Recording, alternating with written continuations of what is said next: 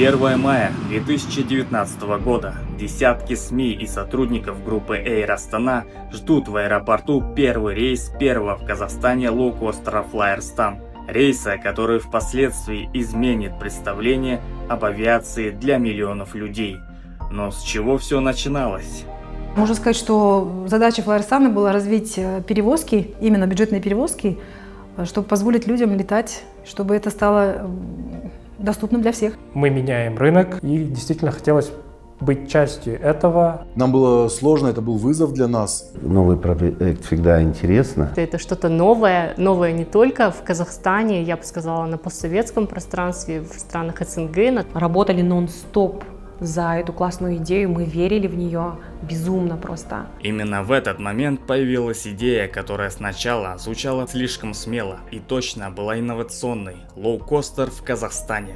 Для мира это была уже понятная модель, для Казахстана – вызов, потому что лоукостер – это не просто дешевые билеты, это другая философия авиации. То есть до открытия лоукостера таких цен не было.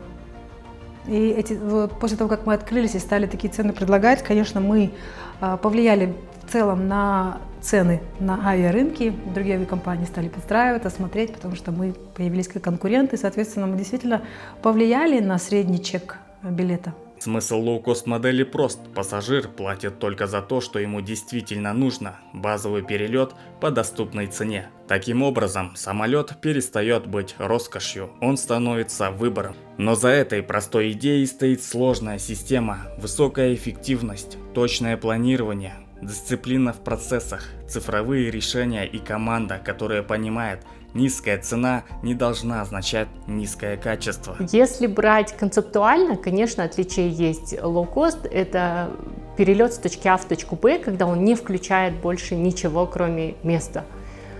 Тогда как классические авиалинии предлагают полный сервис. Но я бы хотела отметить, что именно качество сервиса абсолютно не отличается от других авиакомпаний. На том же уровне наши ребята предоставляют сервис, я бы даже сказала, может быть, местами даже лучше. Это был первый проект по созданию бюджетной авиакомпании, а приоритетом это своевременное и быстрое обслуживание воздушного судна. К примеру, обслужить самолет во Flyrstan нужно было за 30 минут. Подобного не было в Казахстане, и нужно было это все придумать, разработать и сделать так, что это было безопасно, эффективно, и все были довольны. Это был не просто запуск нового бренда, это была попытка изменить привычку целой страны. Когда мы увидели бронирование первого пассажира, это было для нас счастье. Ура! Мы плакали не только по радостным событиям, мы иногда плакали, потому что было очень сложно.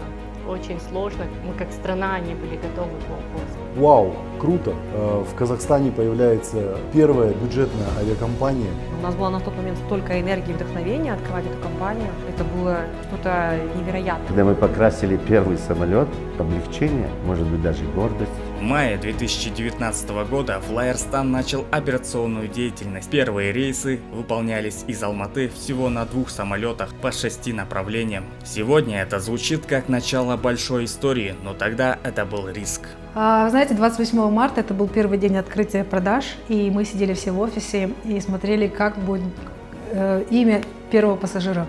И вот у нас был такой большой экран, и мы все смотрели на этот экран, потому что там нам проектор показывал 1, 2, 3, это количество пассажиров, которые первые бронируют на нашем сайте. И когда мы увидели первого пассажира, он забронировал, причем без проблем, потому что мы все так быстро строили систему, сайт, приложение. И когда мы увидели первого, второго, третьего, 10-го пассажира, мы там так радовались.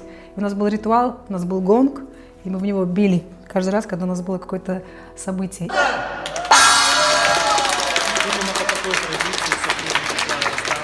Вот мы с Жанар, кстати, вместе ездили на развозки. Я помню, мы садились в аэропорту, и буквально через 5 минут обе спали. Мы настолько уставали, мы работали с понедельника по пятницу в офисе, в пятницу вечером улетали в какой-нибудь город, для рекрутинга набирали наших ребят в наземку, в инфлайт, то есть к бортпроводникам, к наземным агентам. В воскресенье под утро прилетали, спали несколько часов в офисе и дальше работали. И вот так мы жили примерно полгода, год, наверное, первый. Было сложно, конечно, и это все было перед запуском. Но потом как-то все стало на рельсы. И на самом деле в основе лежит просто большое желание и большая любовь к авиации, большая любовь к своему делу. Если бы люди не были такими включенными, заряженными, я думаю, у нас бы ничего такого не получилось. Когда мы только-только начали открывать продажи на первые рейсы, в офисах продаж турагентств в городе начали появляться логотипы Flyrestan. Это действительно было приятно, и ты был горд тем, что создается новая авиакомпания прямо у тебя на глазах. И я прекрасно помню первый коммерческий рейс, это 1 мая 2019 года. Мы заранее полетели в Астану для того, чтобы официально встретить там, в Астане, первый рейс, который летел из Алматы. Это был первый рейс Алматы-Астана. Спасибо большое тем пассажирам, которые были частью этого рейса. Я помню, вместе с журналистами, с партнерами, с коллегами мы также вышли на перрон. Самолет встречала водная арка. И на тот момент ты, может быть, и не совсем понимал, что это такой большой знаменательный день. Но сейчас, оглядываясь назад, ты понимаешь, что это были действительно первые шаги, первые рейсы, первые пассажиры. И я действительно горд, что являюсь частью этой истории.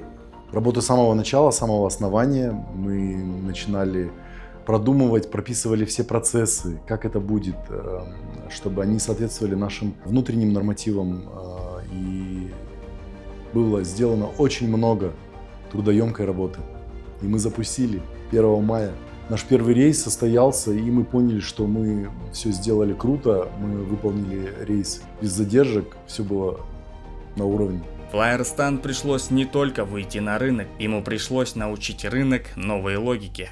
На самом деле у нас достаточно, я бы сказала, дешевые билеты по сравнению с другими видами транспорта. Где вы можете купить билет за 15 тысяч тенге и полететь в Алмату, в Астану. Тот же, допустим, может быть, за такси вы можете заплатить в час пик чуть ли не там, хорошо, в 2 раза меньше, но вы проедете там, не знаю, 7 километров. А тут вы летите на высоте 10 тысяч метров на классном Airbus за 15 тысяч тенге. Разве это не классно? Пассажиры увидели, что нужно летать чаще, что поездка в другой город не обязательно должна быть дорогой и редкой. В 2018 году, когда мы проводили исследование, анализ, 10% всего лишь летало. На тот момент совокупно все авиакомпании перевозили где-то 8-7 миллионов пассажиров всего, это включая и внутренние, и международные. Сейчас этот показатель приблизился к 30 миллионам. И вообще в целом путешествия внутри Казахстана, они довольно-таки выросли за счет цен на авиабилеты. Я думаю, что это одна из заслуг Flyrestan. С самого начала Flyrestan строился не только вокруг цены. Компания взяла за основу классическую модель лоукостера, но сохранила стандарты безопасности и обслуживания на уровне национального авиаперевозчика. Это важный баланс. Пассажир может отказаться от дополнительных услуг, но не от безопасности. Техническая сторона, так же как и надежность и сейфти, здесь, скажем так, она одинаковая, что в лоукостере, что и, скажем так, у Air-Astana. То есть здесь у нас нету никаких различий, одни и те же процедуры, безопасность, сейфти – это наши приоритеты, и здесь никаких различий нет. Со временем Flyrestan начал расти. Но рост в авиации – это не только новые города на карте, это еще и технологии. В 2022 году в международном аэропорту Алматы впервые появились терминалы самообслуживания Айжан. Киоск самообслуживания, мы над этим проектом все вместе, как я уже сказал, абсолютно все департаменты были вовлечены в этот проект. Мы работали над этим проектом 2 года, и было действительно приятно видеть первых пассажиров, которые подошли к киоску, мы начали объяснять, что это, что вот можно распечатать багажную бирку, получить талон, не стоя в очереди. Поэтому тоже приятно было видеть глазами первых наших клиентов, пассажиров, которые начали использовать киоски Айжан. У нас было официальное открытие совместно с нашими коллегами из аэропорта Алматы. Поэтому, наверное, ты действительно гордишься тогда, когда пассажир в прямом этом смысле этого слова начинает, так сказать, притрагиваться к тому или иному продукту или процессу, который так долго все вместе делали. Поэтому тоже одно из таких ярких воспоминаний. Наши киоски Айжан. Что это нам дало? Это дало, что мы разгрузили аэропорт и направили основную массу пассажиров на киоски самообслуживания. Второй момент, мы улучшили онлайн-регистрацию. Если вернуться назад, то процент онлайн-пассажиров был очень маленький, максимум доходил до 40-50%. Когда мы начали продвигать онлайн-регистрацию, у нас процент на сегодняшний день 93%. То есть можно представить, да, что 93% сами себя регистрируют заранее. Регистрация, как вы знаете, у нас открывается за 30 дней до момента вылета. И это очень круто и помогает разгрузить силы аэропорта. Тем самым пассажир уже проходит в зону посадки, не нужно ему стоять в очереди на регистрации. Если у него нет багажа, вообще очень быстро и супер. Еще одним важным подтверждением качества стало признание Skytrax. Flyerstan прошел аудит Skytrax и получил 4 звезды, высшую оценку для лоукостера в своей категории, а затем 3 года подряд был признан лучшей бюджетной авиакомпанией Центральной Азии и СНГ. Чтобы заслужить награду Skytrax, нужно, чтобы сервис был на высоте. И мы, как лоукост, уже 3-й год подряд завоевываем звание лучшей авиакомпании, лоукост авиакомпании в регионе. И это дорогого стоит, поверьте мне. Там нужно соответствовать на все 100%. И там оценивают нас не только по чистоте салона, к примеру, или по новизне самолетов. Там оценивают от и до, насколько наши ребята могут разговаривать на 3 языках, насколько им легко войти в диалог с пассажирами, насколько качественное и разнообразное питание на борту, насколько своевременно мы вылетели, передали информацию. Изначально, когда мы закладывали концепцию лоукоста, мы сразу сказали, что мы будем высококачественной компанией, авиакомпанией с высоким сервисом. Вы сами знаете, что мы являемся дочерней компанией Air Astana, и все наши стандарты по безопасности, они у нас одинаковые. И мы всегда были привержены тому, чтобы у нас были высокие стандарты и по сервису. У нас молодой флот, Airbus 320. Вы видите, как в наших самолетах все чисто, аккуратно, приятно летать. Flyerstan появился не в идеальных условиях, ему нужно было доказать, что лоукостер в Казахстане возможен, что доступная цена может сочетаться с надежностью. Иногда, да, происходят задержки самолета, задержки вылета по технической причине. И пассажиры, я так думаю, нервничают, они имеют на это право, но, скажем так, инженер не выпустит самолет, пока он не убедится, что все системы работают в норме. Если повреждение серьезное, то самолет выводится из расписания и пассажирам дают другой самолет, а этот самолет буксируется в ангар. А у нас в компании стандарт такой, что на первом месте это, конечно же, безопасность. И никто не выпустит самолет, если он видит, что не все процедуры выполнены или нет уверенности, что все исправлено, скажем так, все работает в норме. И, возможно, самое главное, Flyerstan показал, что авиация может быть ближе к людям. Авиация – это, конечно же, такая сфера, в которой работают влюбленные в авиацию люди. Я обычно так всегда говорю, что если человек пришел и остался на 3 года, он останется на ближайшие 5-6 лет. Если он остался на 5-6 лет, он останется на 10 лет. Не зря у нас в авиации работает очень много людей, влюбленных в авиацию. Даже если ты HR, даже если ты юрист, но ты работаешь в авиакомпании, то мы все авиаторы. Мы все гордимся своей компанией.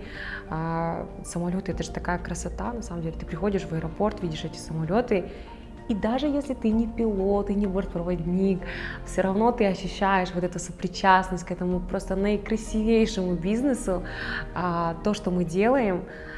И в целом я всегда, вот даже своим кандидатам, бортпроводникам всегда говорю, они же молодые, только приходят, я всегда говорю, Вы приходите в компанию, которая имеет огромную социальную значимость для Казахстана, для нашего общества, потому что мы создаем эту ценность для общества, которую, возможно, не каждый может оценить, но вы должны это знать, вы должны понимать это, что мы создаем что-то уникальное для Казахстана, мы создаем что-то классное для Казахстана, для нашего общества, для наших людей, для ваших близких, родных и так далее.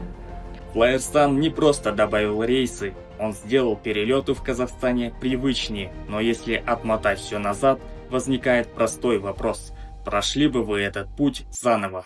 Я вообще, да, люблю авиацию, мне нравится моя работа, и, скажем так, мне предложили этот проект Flyersun 7 лет назад, я согласился и не жалею об этом. Если бы ситуация повторилась, то, наверное, я принял такое же решение. Это интересный путь, необычный. Это же впервые в Казахстане, мы всегда об этом говорим. Многие вещи, продукты мы, как Flyersun, запустили в Казахстане впервые. То есть их до этого не было.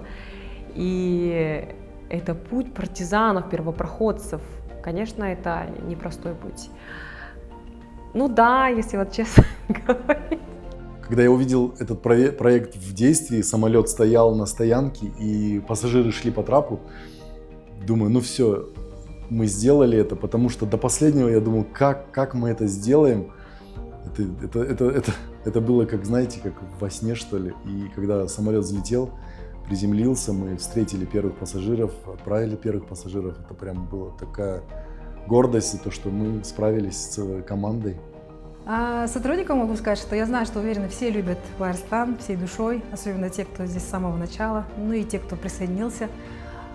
Мы все работаем на благо этой компании. Я вам всем желаю крепкого здоровья, удачи всем нам и светлого будущего для нашей компании. Да, и путешествуйте чаще, увидите Казахстан, расширяйте свое мировоззрение, потому что путешествия нам дают возможность видеть этот мир.